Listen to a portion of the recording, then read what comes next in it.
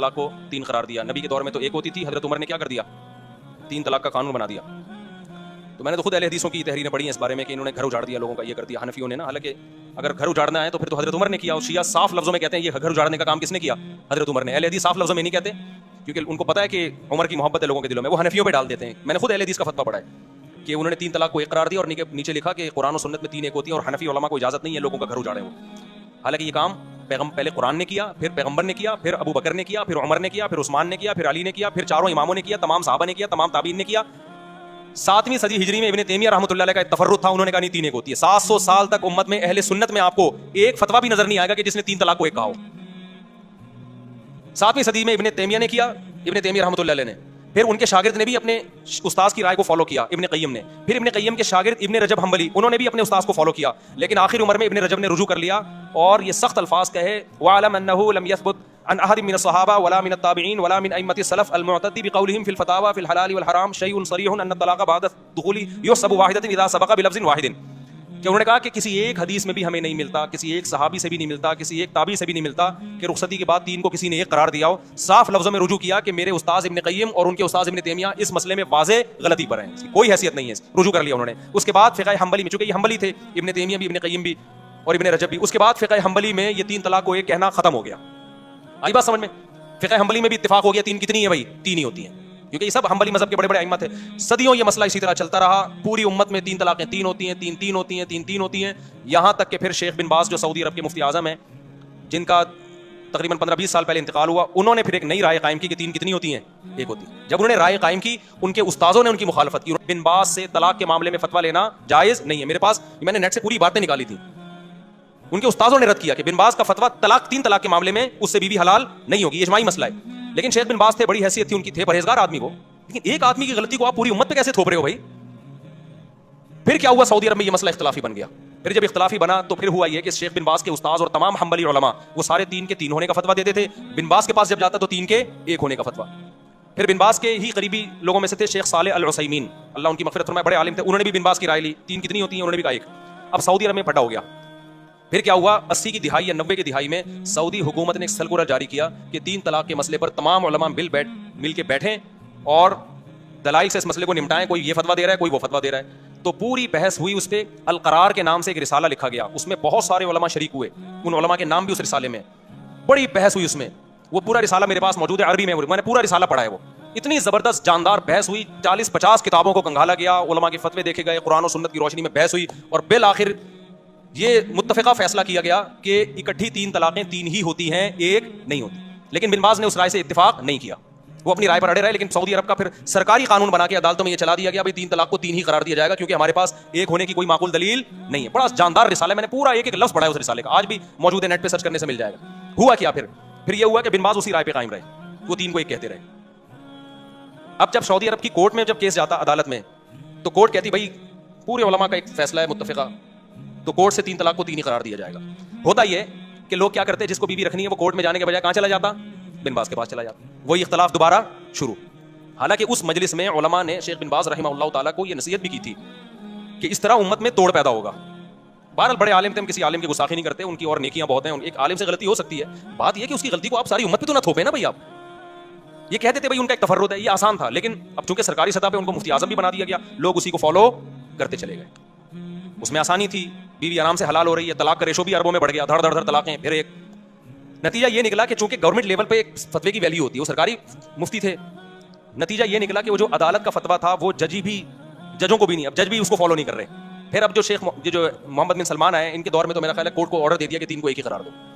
تو یہ اسلام نہیں ہے میرے بھائی, سمجھ رہے ہو, یہ ذاتی آراء ہیں بعض مفتیوں کی. اسلام وہ ہے جو قرآن نے بیان کیا, الطلاق مرتان, طلاق 2 مرتبہ ہیں. اس میں قرآن نے نہیں کہا کہ اکٹھی 2 یا ایک مہینے کے بعد 2. قرآن کہتا ہے فَإِن طَلَّقَهَا, تیسری دے دی تو فَلَا تَحِلُّ لَهُ مِن بَعْدُ, عورت تیسری کے بعد شوہر کے لیے حلال نہیں ہوگی جب تک دوسرے مرد سے نکاح نہ کر لے. تو یہ عمری قانون نہیں ہے, یہ قرآن کا قانون ہے. بخاری کی حدیث ہے, نبی صلی اللہ علیہ وسلم کی موجودگی میں اویمر اجلانی نے اپنی بیوی کو 3 طلاقیں دی, آپ صلی اللہ علیہ وسلم نے اس کو 3 ہی سمجھا, اس سے نکاح کو ختم سمجھا نبی صلی اللہ علیہ وسلم نے. بخاری کی حدیث ہے, اتنی ساری حدیث ہے, میرا اس پر پورا ایک لیکچر موجود ہے, تو یہ کہیں بھی نہیں ہے. تو اس کو یہ کہنا عمری قانون, یہ شیعہ لوگ یہ جسارت کر سکتے ہیں بھائی, اہل سنت اس کو عمری قانون نہیں کہتے. عمر وہ قانون نہیں بنائیں گے جو پیغمبر کے قانون کے خلاف ہو. سمجھتے ہو کہ نہیں سمجھتے؟ یہاں اب وہ خاتون نے یہ کہا میرا گھر اجڑ گیا 3 طلاق کے بعد, میں مجبور ہو گئی ہوں حلالہ کرنے پر. وہ رو رہی ہیں, میں مجبور ہو گئی کس پر, देखो बातिल जब भी कोई बात कर रहा होगा ना, बीच में एक गड़बड़ कर रहा होगा, वो उसी से वो लोग उसकी उस बात को नहीं उस तरफ जाते और रोना धोना शुरू कर देते, हाय बेचारी के साथ जुल्म हो गया। इस्लाम ने औरत को हलाले पर मजबूर किया है। कुरान ने जब ये कहा 3 तलाक़ें देने के बाद औरत पहले शौहर से निकाह नहीं कर सकती जब तक इद्दत के बाद दूसरे मर्द से निकाह ना कर ले, उससे हम बिस्तरी ना हो जाए और वो तलाक ना दे दे, फिर इद्दत के बाद पहले से कर सकती है। इस्लाम, कुरान, हदीस ये कह रही है कि औरत ये कर सकती है, ये नहीं कह रहा कि औरत को इस्लाम इस पे क्या कर रहा है, मजबूर ना करे। भाई किसने कहा कि ये काम करे वो? यानी ऐसा होता है ना, मर्द ने 3 तलाक़ें दी होती, फिर हम जाके औरत की कनपटी पे बंदूक रखते, अब तू दूसरे मर्द से निकाह कर, नहीं करेगी गोली से उड़ा देंगे हम तुझे, ये दायरे इस्लाम से खारिज रहेगी। तो अब तू उसके साथ रिलेशन भी, फिजिकल रिलेशन भी कायम कर, नहीं किया ठा गोली से उड़ा देंगे हम तुझे। अब तू वहां से तलाक ले, नहीं तलाक ली ठा गोली से उड़ा देंगे हम तुझे। अब तलाक लेने के बाद दोबारा पहले मर्द से तुझे निकाह करना पड़ेगा, नहीं किया ठा हम गोली से उड़ा देंगे। फिर औरत रोती भी अच्छी लगती है, हाय हाय मेरे साथ क्या हो रहा है, मुझे मर्दों के से जो है ना रिलेशन कायम करवाया जा रहा है। भाई इस्लाम ने कहा कि इस मर्द से आपका निकाह अब खत्म, अब आप एंजॉय करें लाइफ को, इद्दत के बाद किसी और मर्द से निकाह करें। आप आई बात समझ में? आप उस मर्द के साथ जिंदगी गुजारें। अगर आपको उम्र समझ में नहीं आ रहा, आपके पास ऑप्शन है, आप उससे तलाक मांग सकती हैं। तो ये बेइज्जती कर रहा है इस्लाम या इज्जत दे रहा है उसको? ऑप्शन है आपके पास, डिवोर्स मांगने में कोई हरज नहीं है। सहाबिया के साथ ऐसा ही हुआ, 3 तलाकें हुई, दूसरे मर्द से उन्होंने निकाह किया, उनको वो मर्द समझ में नहीं आया, नबी के पास आई, मैं इनसे तलाक लेना चाहती हूँ। इसमें कौन सी बेइज्जती की बात है भाई? फिर अगर वो तलाक दे दे ठीक है, नहीं दे तो गुजारा करो उसके साथ, दे दे तो इद्दत गुजर गई आपकी, आप जहां चाहे निकाह करें, इसमें कोई बेइज्जती की बात है? तो पुराने वाले से करना चाहे वहां भी कर सकती हैं, इसमें कोई बेइज्जती की बात है? किसी और मर्द से निकाह करना जब बेइज्जती नहीं है, तो पुराने वाला जो अपने बच्चों का बाप है उससे निकाह करना कहां से बेइज्जती हो गया? असल में इसमें तड़पेगा वो जिसकी बीवी है। अजाब में कौन आएगा? मर्द। बेइज्जती मर्द की हो रही है, ठीक है ना, जिसने गुस्से में तलाकें निकाल दी और अब रो रहा है। अब इस्लाम कह रहा है ना ना ना ना ना, तेरी ये महबूबा जिसको तूने गुस्से में छोड़ा है, अब ये किसी और के निकाह में जाएगी और तू, तेरे लिए वो रात क्या होगी, ऐसे जैसे आग के अंगारों पे लेटा हुआ है तू। और आइंदा ये लफ्ज जबान से निकालने से पहले तू 100 दफा सोचेगा। अजाब में तो वो आएगा बंदा। दूसरी बात ये, खवातीन यहां ये कहती हैं कि जब औरत को तलाक हो गई, ठीक है जी, वो मजबूर नहीं है कि हलाला करे, वो मजबूर नहीं है, लेकिन वो बेचारी जाएगी कहां? उसका घर तो उजड़ गया ना, तो इस लिहाज से तो वो मजबूर ही अपना घर बसाने के लिए उसको ये प्रोसेस से गुजरना पड़ेगा। उसका जवाब समझें, वो उसका जो घर उजड़ा है ना और नया घर बसना मुमकिन नहीं है या मुश्किल है, वो इस्लाम की वजह से नहीं, वो इस्लाम को फॉलो ना करने की वजह से। ये बार बार मैं बताता हूँ, क्योंकि सहाबा के दौर में मर्द ने अगर 3 तलाकें दी और औरत का निकाह खत्म, तो 20 रिश्ते उसके लिए पहले से अच्छे मर्दों के होते थे, क्योंकि एक एक आदमी 2-2 3-3 बीवियां रखता था। लड़कियां मार्केट से क्या थी, शॉर्ट थी। लोग इंतजार करते थे किसी की बीवी बेवा हो या तलाक हो तो मैं निकाह करूं उससे, तो औरत का घर उजड़ता ही नहीं था। अब जो घर उजड़ रहा है वो इस्लाम की वजह से नहीं, बल्कि एक बीवी पर जो इत्तेफाक सबने कर लिया है और खवातीन के लिए रिश्ते नहीं है, उसकी वजह से उनके लिए मसाइल हो गए हैं। तो ये 3 तलाक के 3 होने का कसूर नहीं है, ये कसूर इसका है कि अच्छे मर्द मार्केट में क्या हो गए हैं, शॉर्ट हो गए हैं। उसको पता है मुझे पहले वाला जैसा मिलेगा नहीं आई मेरा ख्याल बात समझ में। तो ये उमरी कानून नहीं है, ये खुदाई कानून है। हजरत उमर ने इसको क्या किया था, नाफिज। और फिर भी अगर बात समझ में ना आए तो मैंने आपसे एक बात कही है कि बजाय बातिल के एतराज़ात का जवाब देने के, आप बातिल पे एतराज़ात करना शुरू कर दो। तो मेरा बातिल से ये एतराज़ है कि आप कहते हो 3 तलाक को 3 करार देकर उमर ने जुल्म किया। देखो 3 तलाक के बारे में हदीस के अल्फाज देखो, 3 तलाक के एक होने के बारे में जो अहले हदीस पेश करते हैं कि नबी के दौर में 3 एक समझी जाती थी, अबू बकर के दौर में भी उमर ने 3 को क्या कर दिया, 3। हम कहते हैं वो जो नबी के दौर में एक समझी जाती थी, उसका मतलब ये नहीं है जो अहले हदीस बयान कर रहे हैं, उसका मतलब दूसरी हदीस में आता है कि ज़माने जाहिलियत में 3 को एक समझा जाता था, इस्लाम ने उसको क्या कर दिया, मनसूख। हजरत उमर के दौर में बहुत से लोगों को पता ही नहीं था कि अब 3 एक नहीं है, 3 3 ही होंगी। हजरत उमर ने 3 को 3 नाफिज कर दिया, तो बहुत से लोग समझे ये काम कौन कर रहा है, उमर कर रहे हैं। इसकी मिसाल ऐसे है जैसे सहीह मुस्लिम ही की हदीस है कि नबी के दौर में हम मुता किया करते थे, जाबिर बिन अब्दुल्लाह कह रहे हैं रज़ी अल्लाह अन्हु। अबू बकर के दौर में भी हम मुता किया करते थे, उमर ने मुता पे क्या लगा दी, पाबंदी लगा दी। हम उसका जवाब क्या देते हैं, भाई मुता तो नबी के दौर में हराम हो गया था, अबू बकर के दौर में भी हराम था, उमर ने जो पाबंदी लगाई तो वो जो काम नबी के दौर में हराम हो गया था उमर ने उसको नाफिज कर दिया। लेकिन नबी के दौर में जब मुता हराम हुआ तो सबको पता नहीं था कि हराम है, वो जायज समझ के कर रहे थे। अबू बकर के दौर में भी करते रहे क्योंकि इस खबर फैली नहीं थी उस हराम होने की। हजरत उमर ने लॉ बना दी, अब जो मुता करेगा वही सजा दूंगा जो जानी को देता हूं मैं। इस कानून की वजह से सबको पता चल गया मुता हराम है, तो निस्बत किसकी तरफ कर दी, उमर की तरफ। तो इसी तरह 3 तलाक 3 हो चुकी थी नबी के दौर में, पता नहीं था लोगों को। अब समझो कि जो ये कहता है ना कि उमर ने हमारे घर उजाड़े हैं, माज़ अल्लाह 3 तलाक को 3 करार देके, आप उससे एतराज़ किया करो कि अगर 3 तलाक़ें नबी के दौर में एक थी इस हदीस की वजह से कि उमर ने 3 को 3 करार दिया है, तो मुता भी किसने हराम करार दिया, फिर उमर। लिहाजा आप अगर उमर को नहीं मानते तो मुता जैसी बेगैरती को भी आपको मानना बोलो पड़ेगा फिर आप इसी जैसी हदीस की वजह से। और अगर आप जवाब में कहते हो कि नहीं मुता तो नबी के दौर में हराम हो चुका था, तो हम आपको ये भी दलीलें देंगे कि 3 तलाक़ें भी नबी के दौर में 3 हो चुकी थी। तो अब जो लोग हजरत उमर पे एतराज़ कर रहे हैं ना कि औरतें कह रही हैं, अब ये मैं इस खातून की तरफ आता हूँ कि जो कह रही है कि उमर ने 3 को 3 करार देके मेरा घर उजाड़ दिया। ओ भाई, उमर ने मुता को हराम करार देके आपका घर बचा लिया है बहुत सारी औरतों का, क्योंकि औरत कभी नहीं चाहती कि मेरा मियाँ मुता करता फिरे। वो क्या ख्याल है, जिस औरत को पता चले मेरा मियाँ 20 औरतों से मुता कर चुका है उसका घर बसेगा? हजरत उमर ने मुता पे पाबंदी लगा के करोड़ों औरतों का घर बचा लिया। کہ بیوی کے علاوہ تمہارے پاس کوئی آپشن نہیں ہے. متا پتہ ہے کیا ہوتا ہے جس کو یہ لوگ جائز قرار دیتے ہیں؟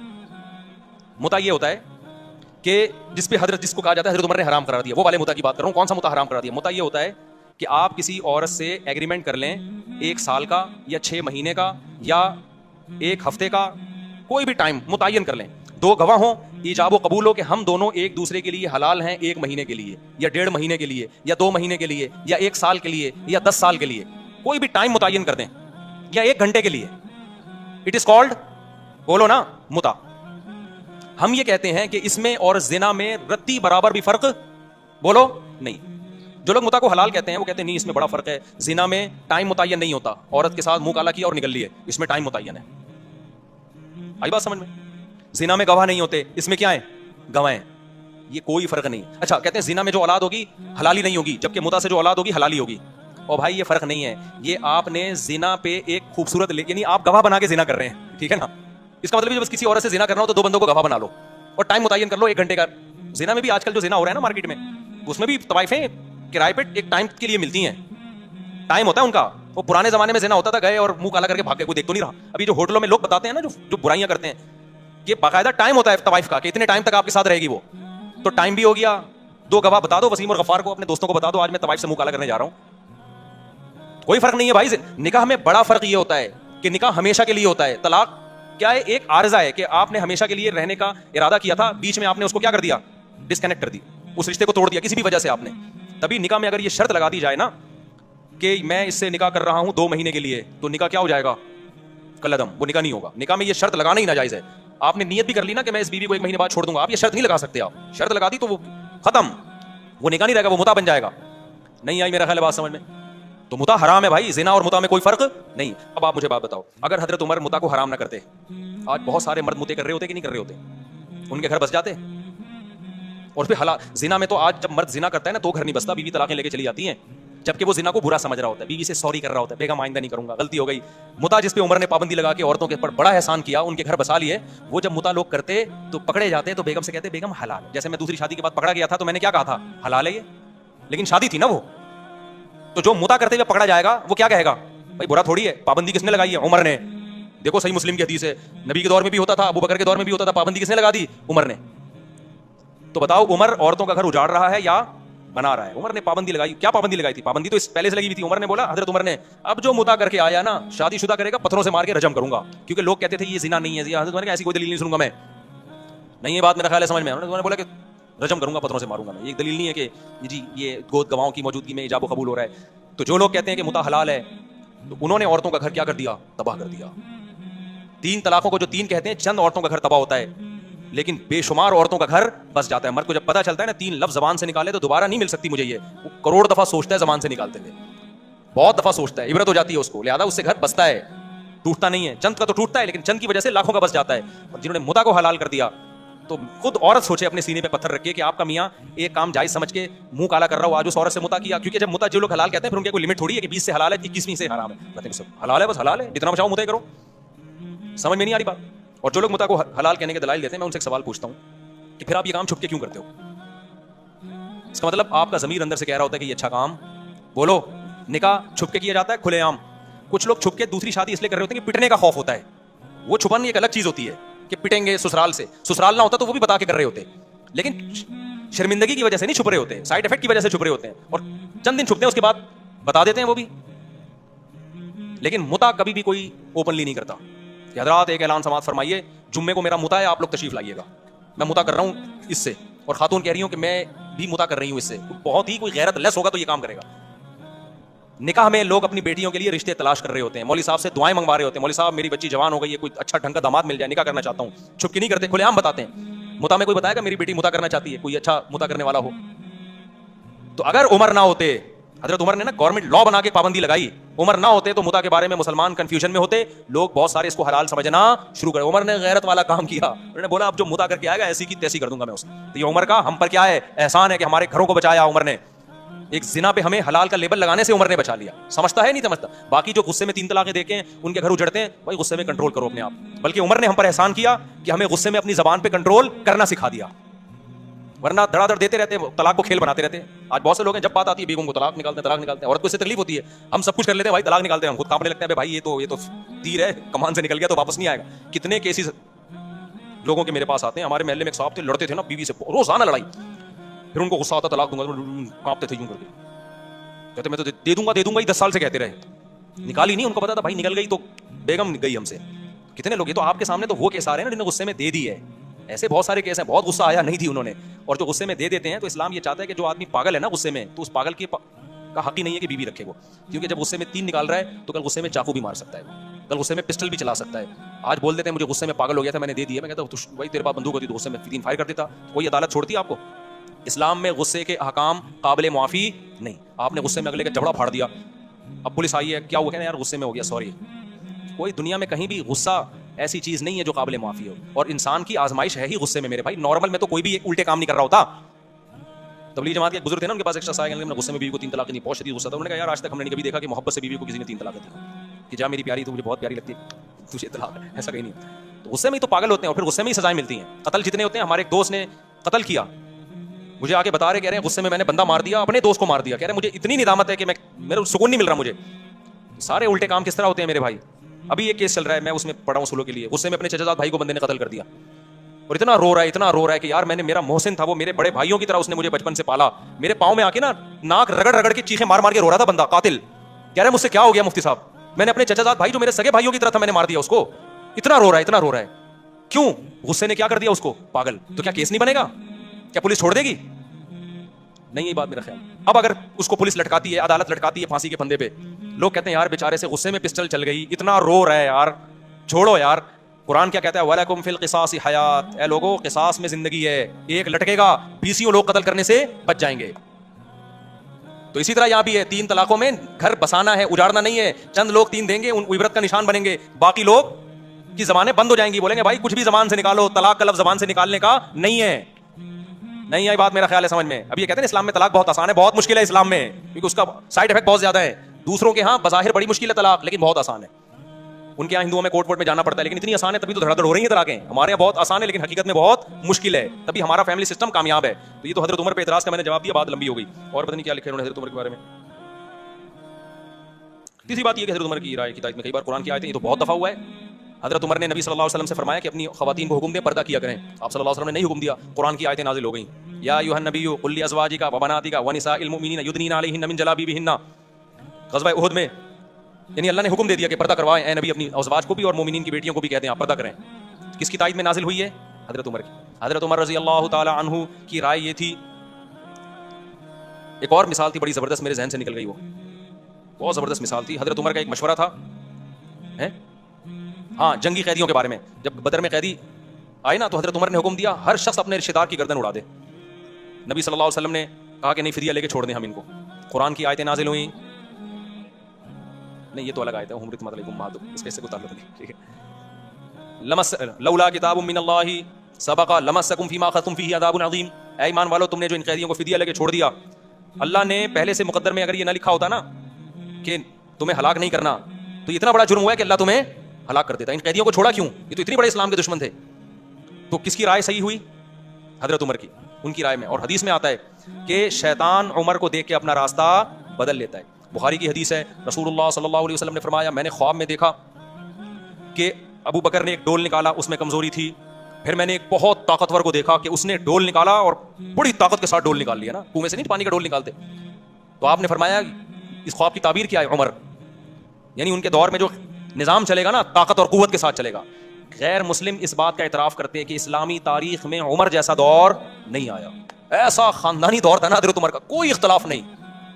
اور کتنے آپ نے, اچھا جرمنی میں نا ابھی بھی عمر لا کے نام سے وہاں کی یونیورسٹی میں پڑھایا جاتا ہے, اس کو کہتے ہیں عمر لا ہیں. میں پہلے اس بات کو یقین نہیں کرتا, میں گیا تو پتا چلا ایسا ہے حقیقت میں. یہ جو انسانی فلاح و بہبود کے قوانین انہوں نے وضع کیے نا بہت سے یورپین کنٹریز نے, یہ حضرت عمر سے لیے انہوں نے. اس کا نام بھی اب تک انہوں نے عمر لا رکھا ہوا ہے. نہیں آئی میرا خیال بات سمجھ میں. تو غیر آپ کے خلیفہ عادل کے عادل ہونے اور اس کی فضیلت کی گواہی دے رہا ہے, اور یہاں بعض لوگ جو اپنے آپ کو اسلام کی طرف منسوب کرتے ہیں وہ عمر کو برا بلا کہہ رہے ہیں معاذ اللہ. حضرت عمر کو اسلامی تاریخ سے نکال دو تو کیا بچے گا بھائی آپ کے پاس؟ ایک ہی تو دور تھا جس میں اسلامی سلطنت 22 لاکھ مربع میل پہ پھیلی ہے, اور کسی میں مجال نہیں تھی کہ کوئی سر اٹھا کے بات کر